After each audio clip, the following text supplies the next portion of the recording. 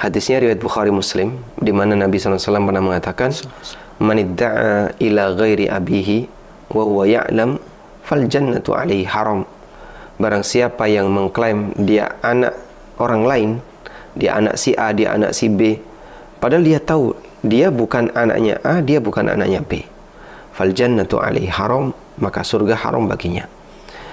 Jadi menunjukkan bahwasanya pengakuan saya anak A, saya anak B, padahal dia tahu saya bukan anaknya orang ini. Atau sebaliknya, orang tua angkat menyatakan ini anak saya, ini keturunan saya, padahal itu bukan keturunannya. Dosa besar. Karena Nabi SAW memberikan ancaman, fal jannatu alaihi haram, surga haram baginya. Assalamualaikum warahmatullahi wabarakatuh.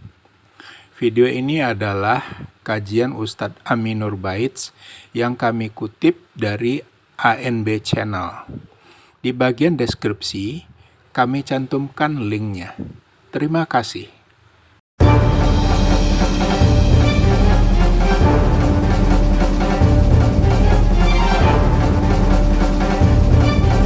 Ustadz, ini ada kasus yang belakangan rame Ustadz, kaitannya dengan anak angkat.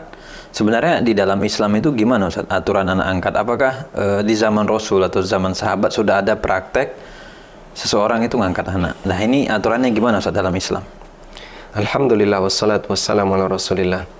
Kalau berbicara mengenai waktu, kapan keberadaan anak angkat itu ada dalam kegiatan masyarakat, keberadaan anak angkat sudah ada sejak zaman jahiliyah, sebelum Islam diutus.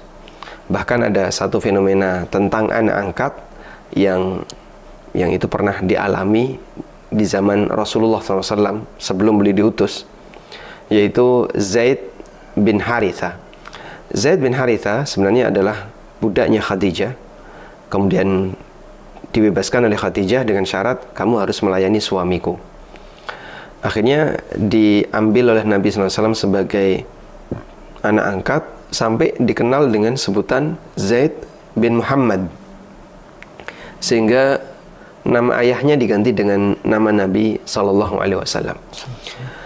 Kemudian ketika Islam datang, praktek seperti ini dilarang oleh Allah Ta'ala.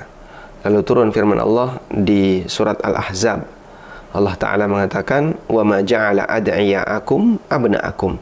Allah tidak menjadikan anak angkat kalian sebagaimana anak kandung kalian. Maka dari sini kita bisa melihat bahwa anak angkat ada dua makna ya.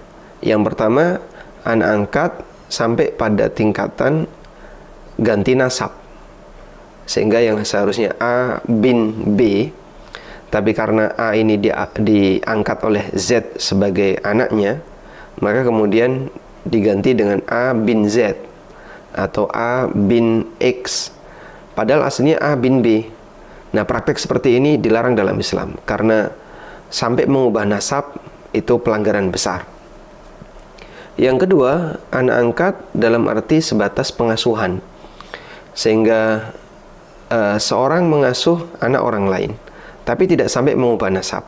Nasabnya tetap dinasabkan ke bapaknya, hanya saja dia tinggal bersama dengan orang tua asuhnya dan mereka berinteraksi dengan orang tua asuhnya. Praktek seperti ini diperbolehkan karena tidak sampai mengubah nasab.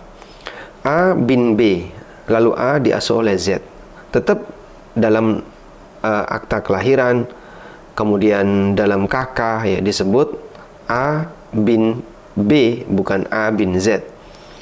Nah, cuman nanti ketika aturan masuk di KK, barangkali keterangan itu perlu ditegaskan ya, bahwa jangan menyebut sebagai anak, tapi mungkin disebut sebagai family lain atau anggota keluarga lain. Ada kalimat family lain itu diperbolehkan namanya, sehingga dengan demikian tidak sampai ada pernyataan kalau dia adalah anak yang mengasuh, tapi tetap dibinkan kepada bapak aslinya. Nah Ustadz, yang menarik tadi kan antara anak asuh atau anak angkat dengan orang tua itu kan berinteraksi gitu Ustadz ya. Mungkin mereka tinggal satu rumah atau gimana. Ini apa batasan Ustadz? Kita butuh batasan mana yang boleh, mana yang enggak. Karena yang rame belakangan itu Ustadz, antara anak angkat dengan ibu angkat itu terlalu dekat. Mungkin sampai level ya peluk atau mungkin cium gitu ya. Ya, apakah itu bisa kita artikan sebagai kasih sayang gitu ya? Atau ada batasan-batasan tertentu, terutama nanti kaitannya dengan mahram dan yang lain, Ustaz? Itu gimana, Ustaz? Baik, jadi bedakan pembahasan dari sisi nasab dan pembahasan dari sisi pelanggaran interaksi. Sangat mungkin anak angkat itu mahram. Sehingga misalnya suami istri tidak punya anak ya. A dan B menikah dan dia tidak punya anak. Kemudian B ini seorang perempuan, dia punya saudara perempuan atau punya saudara laki-laki, dan saudara laki-laki atau saudara perempuan ini punya anak laki-laki misalnya. Kemudian dia jadikan sebagai anak angkat.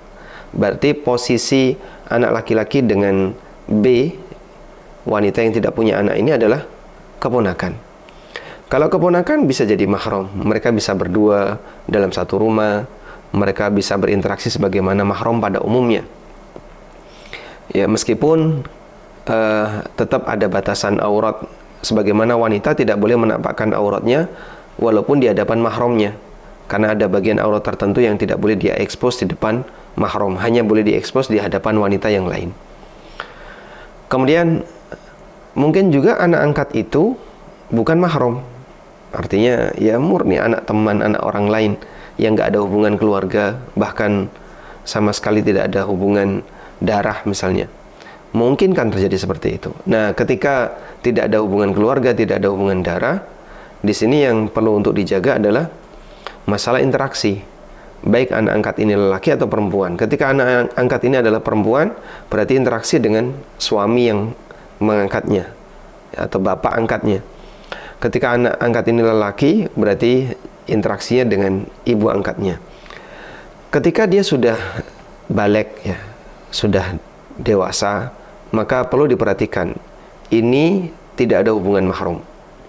Karena tidak ada hubungan mahram, maka mereka tidak boleh bersentuhan, tidak boleh satu rumah, tidak boleh misalnya apalagi rangkul-rangkulan, karena jelas ini pelanggaran dari sisi syar'i, pelanggaran dalam interaksi. Sehingga sebatas ya, misalnya punya hubungan kedekatan batin karena dulu pernah diasuh, dulu pernah dirawat, sah-sah saja.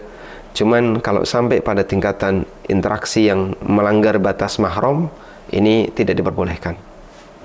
Baik, Ustaz. Tadi Ustaz di awal itu kan nyebut bahwa anak angkat itu kalau di kakak gitu ya, itu nggak boleh disebut sebagai si A anaknya si B.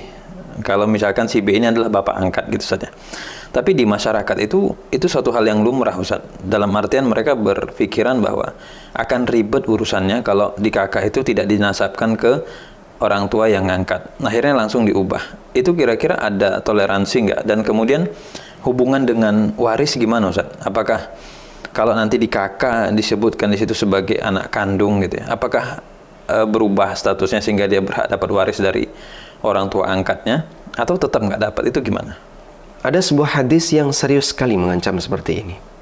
Hadisnya riwayat Bukhari Muslim, di mana Nabi SAW pernah mengatakan, "Man idda'a ila ghairi abihi wa huwa ya'lam fal jannatu 'alaihi haram." Barang siapa yang mengklaim dia anak orang lain, dia anak si A, dia anak si B, padahal dia tahu dia bukan anaknya A, dia bukan anaknya B, fal jannatu 'alaihi haram, maka surga haram baginya. Jadi menunjukkan bahwasanya pengakuan saya anak A, saya anak B, padahal dia tahu saya bukan anaknya orang ini. Atau sebaliknya, orang tua angkat menyatakan ini anak saya, ini keturunan saya, padahal itu bukan keturunannya. Dosa besar. Karena Nabi SAW memberikan ancaman fal jannatu 'alaihi haram, surga haram baginya. Kemudian di sini kita mengajarkan kepada masyarakat ya, jaga komitmen ini baik-baik. Jadi, kalaupun Anda mengangkat anak, pertama, dalam masalah keyakinan, jangan sampai kita belokkan nasab. Kemudian juga dalam masalah klaim, jangan sampai kita menyatakan bahwa anak ini adalah anak saya. Kemudian dalam masalah administrasi, ya seharusnya ini konsisten.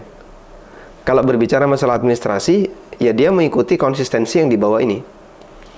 Berkaitan dengan masalah pengakuan, berkaitan dengan masalah pembelaan nasab, administrasi harusnya ngikutin. Nah, kalau kita misalnya beralasan itu kan untuk kemudahan dan seterusnya. Kemudahan tapi tidak boleh melanggar konsistensi ini. Karena nanti kelanjutannya akan ada banyak pengaruh ya. Sehingga di administrasi coba nanti bisa dialogkan ya, ditanya ke dinas terkait. Ini bukan anak kandung saya tapi mau saya masukkan di KK. Ya. Kira-kira statusnya apa? Mungkin orang yang ada di Dukcapil kan paham ya. Apa yang harus dinyatakan dalam keterangan itu? Apakah keterangan sebagai famili lain atau keterangan sebagai apa? Nanti bisa disebutkan. Saya pernah dengar ya ada mengenai zonasi sekolah yang ada di beberapa daerah. Bahwasanya orang kalau mau sekolah di tempat A, maka dia hanya boleh tinggal di alamat yang radiusnya sekian kilo dari titik sekolah itu.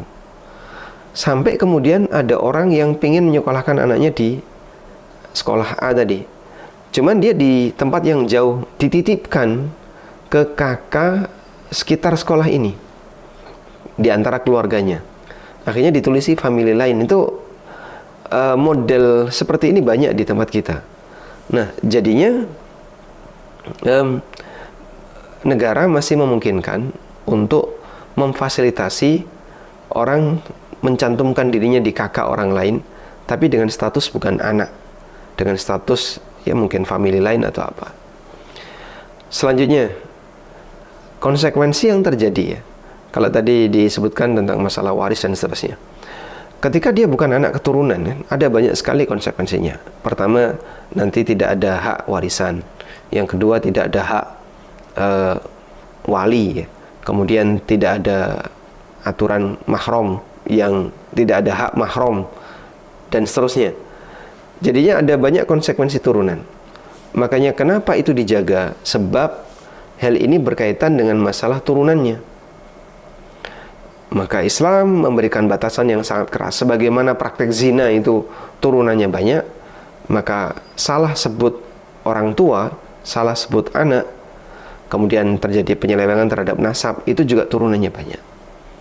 Karena itu kenapa ini dijaga? Sebab manusia itu makhluk yang bernasab.